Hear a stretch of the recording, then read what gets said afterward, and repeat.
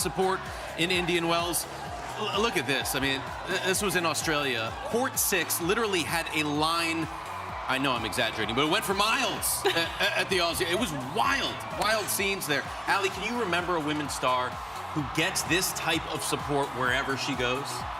Yeah, well, Taylor Swift. I mean, Yeah, there you go. Yeah, for sure. A 21-year-old Filipino is accomplishing something that Grand Slam winners and world number ones seem unable to. She is breaking the internet, packing stadiums, and causing tournament administrators to worry about crowd control. Now, experts are openly questioning whether she is the biggest attraction in women's tennis. The largest draw, not the best player. These discussions are quite different. Do you believe that Alex Eala is now the most intriguing name in women's tennis? Please leave your response in the comments, regardless of ranking. Sincerely interested in people's opinions on this. I'd have to say maybe a little bit of Sonia Mirza. Back in her heyday, obviously the Indian fans took to her and they followed her all around the globe, obviously not to this extent. And I think the ceiling that Alex Eala has is obviously that much higher. And I'm going to bring in a little boxing here because my dad wanted me to be a boxer, but I chose tennis. But Manny Pacquiao. Good call. Manny Pacquiao, we saw him when he, was at the top of his game. And alongside Roger Federer, he actually had more prize money.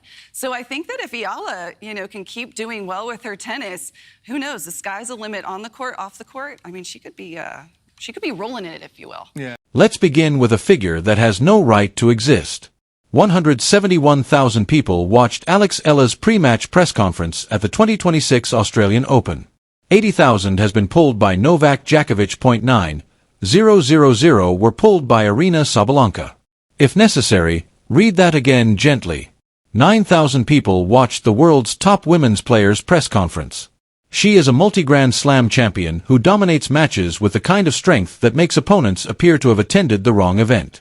Eala drew almost 20 times that amount. Furthermore, no one in the tennis community is acting as though that figure is typical. In 2026, the professional discourse surrounding Alex Eala looks like this. Not cautious, not calculated, and not using the standard diplomatic tennis media vocabulary that portrays everyone as a formidable rival with a promising future. That is no longer the topic of discussion. Sam Querrey and Steve Johnson, two former ATP players, recently sat down and addressed a topic aloud that many in the sport have been silently considering. Is Alex Eala now the most attractive player in women's tennis? Johnson replied in the affirmative. Perhaps, but she's not making progress. Indeed. Since a certain phrase is the biggest draw, that response merits more analysis. The best player is not implied. It does not imply the highest ranking.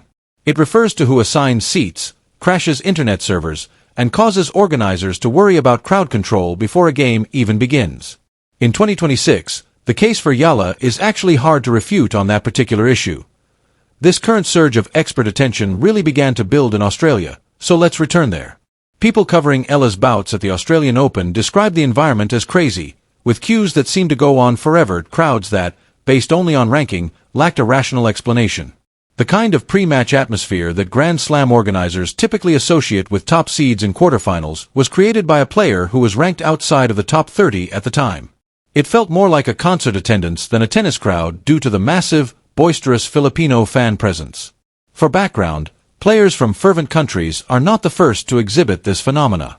However, even seasoned tennis players are finding it difficult to fit Eala's scope into the comparisons that are already in use. One analyst made a serious comparison to Sonia Mesa when asked which female celebrity receives this kind of travel assistance wherever she goes. At the height of her fame, MSA had Indian admirers all over the world, and she currently has approximately 13 million Instagram followers, roughly 5 million more than Carlos Alcaraz and nearly as many as Alcaraz and Sabalenka put together. Genuine cross-cultural influence in tennis looks like that, and specialists now claim that the ceiling is greater. Manny Pacquiao was approached by someone else during the conversation, which reveals all the details of the frame of reference being employed. She's got a smile that lights up a room, too, and I remember last year when she beat Iga Swiatek, and she kind of did it with a lot of grace and humility, and it was really, for me, it was terrific to see her take that match and watch her play after that and watch her try to continue to progress, because I like her game.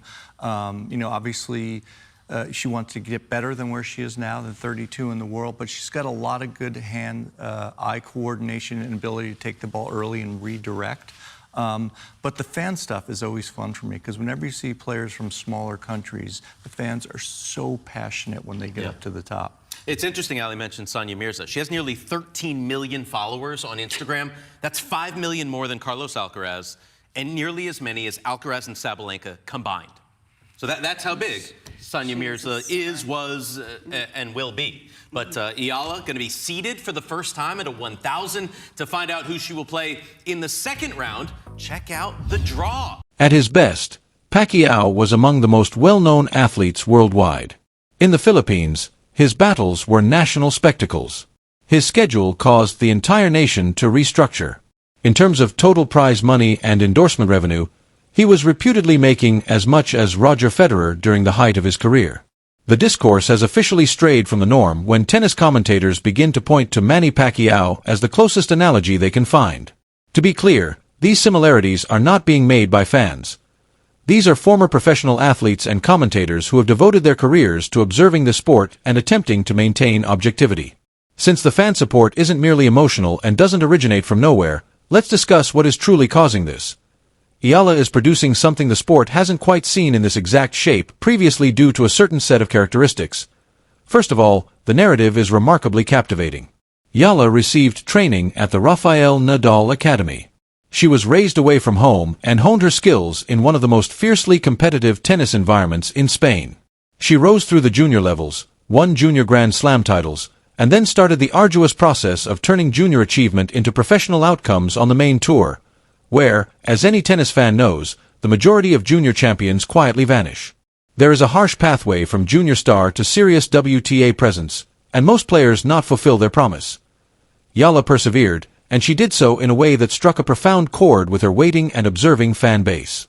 Her victory over the top-ranked player in the world at the time was the kind of outcome that changes people's perceptions of a player. Not only because of who she defeated, but also because of the way she responded to it. She didn't need to act out a reaction for the cameras because of her elegance, poise, and humility in that time.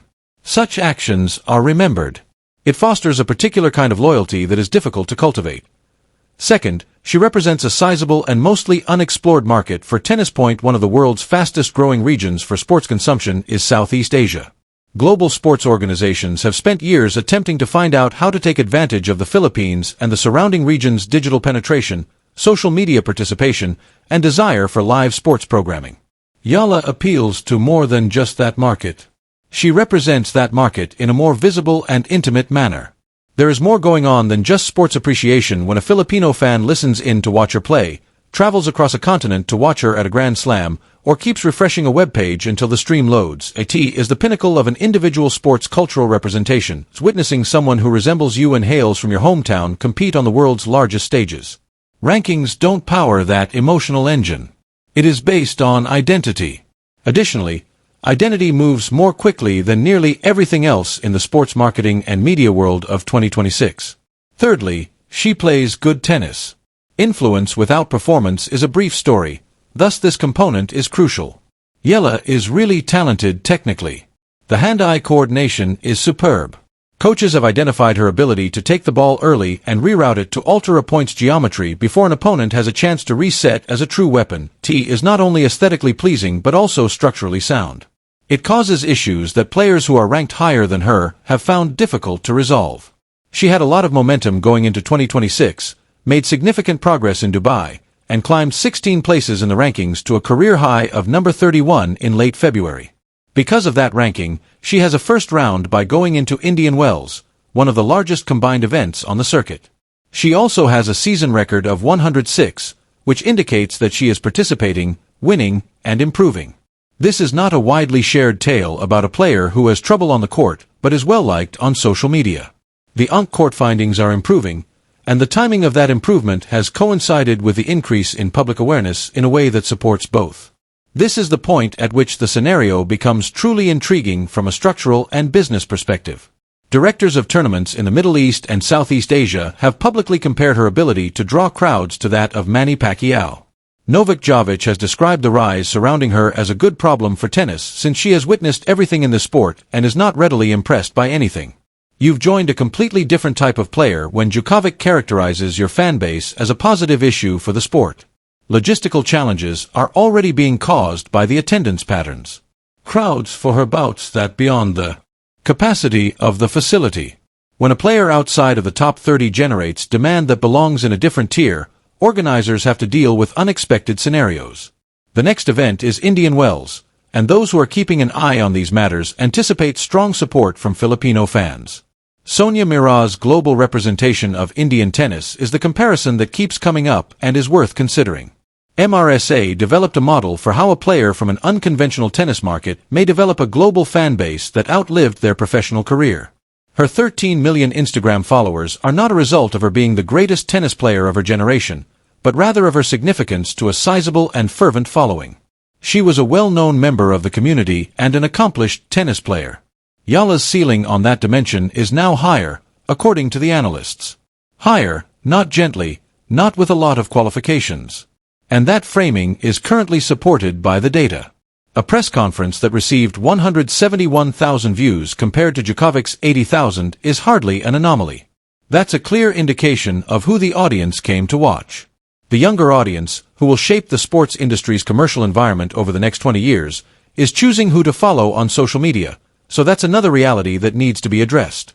Eala is a member of the generation that grew up here. Brief video material, in-the-moment interaction, behind-the-scenes access, and the kind of platform presence that transforms a sporting event into a cultural event that can be shared. Her victories spread. In interviews, she exhibits a personality that translates to the film. Warmth and charm are not insignificant qualities in the attention economy of contemporary sports media, but as one commentator expressed it with total honesty, she has a smile that lights up a room. They are what distinguish content that goes viral from content that vanishes. In recent years, Coco Gauff established the standard for what a young female athlete with true mass appeal may look like. The capacity to reach audiences that don't often watch tennis, the commercial prospects, and the cultural visibility. Yaya is already garnering comparable attention in certain countries and surpassing golf in raw engagement metrics across Southeast Asia, according to multiple analysts monitoring this in real time. That sentence is important. There is a significant ranking difference between them. Despite being a top 10 player and a Grand Slam champion, Gauff's viewership rise does not like that of a player ranked 31st. It's acting like a larger entity. Additionally, the sports establishment is beginning to realize that her situation defies the conventional wisdom that rankings equate to influence. What does this imply for Eala's future? Experts are aware that the trajectory is quite thrilling. She is 21 years old, and her rise in the ranks coincides with the explosion of her cultural prominence. A 21-year-old player still has a lot of room to improve both physically and technically. More long runs at important events, more victories over the top 10 players, and the kind of consistency that turns a ranking of 31 into a ranking of 15 or 10 are all possible if the on-court performances keep trending upward. Influence and performance together would produce something the women's game hasn't quite seen before, an athlete who serves as a movement supported by one of the world's most fervent sports nations, not merely a fantastic talent with a global fan base. Competing at the top level in a sport that has a worldwide audience. The experts consistently state that the ceiling is really high. And as of early 2026, the floor is already so outstanding that tournament directors are having to reorganize their logistics and past champions are using boxing analogies to find appropriate wording. 2 years ago, no serious tennis observer could have predicted that scenario, yet it is exactly what they are currently facing. These days, Alexa is more than simply a tennis tale. She is a story about viewership, culture, and, it seems, crowd management, the best kind of issue to be. Click, like, and subscribe if you want to see more analyses like this one about the players who are genuinely changing tennis. There is much more.